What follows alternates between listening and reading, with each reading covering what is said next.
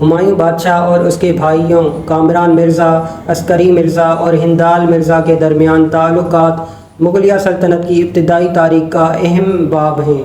ان بھائیوں کی غداری اور باہمی تنازعات نے نہ صرف ہمایوں کی حکومت کو کمزور کیا بلکہ شیر شاہ سوری جیسے بیرونی دشمن کو فائدہ اٹھانے کا موقع بھی دیا۔ بابر نے اپنی وفات سے پہلے ہمایوں کو وصیت کی تھی کہ وہ اپنے بھائیوں کے ساتھ فیاضانہ سلوک کرے۔ ہمایوں نے اس وصیت پر عمل کرتے ہوئے اپنی سلطنت کو اپنے بھائیوں میں تقسیم کر دیا۔ اس کے علاوہ ہمایوں نے اپنے چچیرے بھائی سلیمان مرزا کو بدخشاں کا علاقہ بھی دیا۔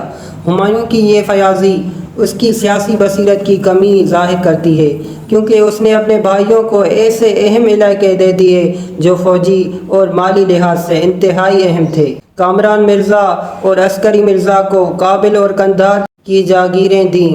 ہندال مرزا کو میوات کی جاگیر دی گئی۔ کامران مرزا ہمایوں کا سب سے بڑا مخالف ثابت ہوا۔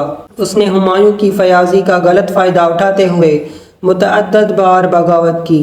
اس نے پنجاب پر قبضہ کر لیا، لیکن ہمایوں نے اس کے خلاف کوئی کارروائی نہیں کی بلکہ حصار فیروزہ کا علاقہ بھی اس کے حوالے کر دیا۔ کامران نے ہمایوں کے خلاف شیبانی خان سے ساز باز بھی کی۔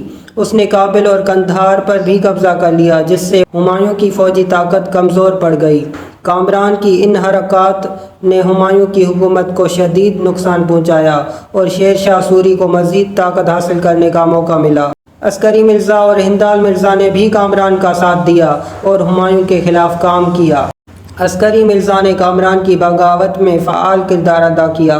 1540 عیسوی میں جون پور کی لڑائی میں اسے شیر شاہ سوری نے شکست دی اور قیدی بنا لیا، لیکن بعد میں اسے رہا کر دیا گیا۔ ہمایوں کی اس نرمی کو اس کی کمزوری سمجھا گیا اور اس کے امراء اور سپاہی بھی اس سے مایوس ہو گئے۔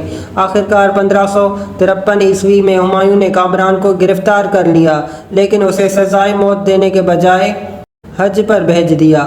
ہمایوں کی یہ نرمی اس کی سیاسی ناپختگی کو ظاہر کرتی ہے، جس کا فائدہ اس کے دشمنوں نے اٹھایا۔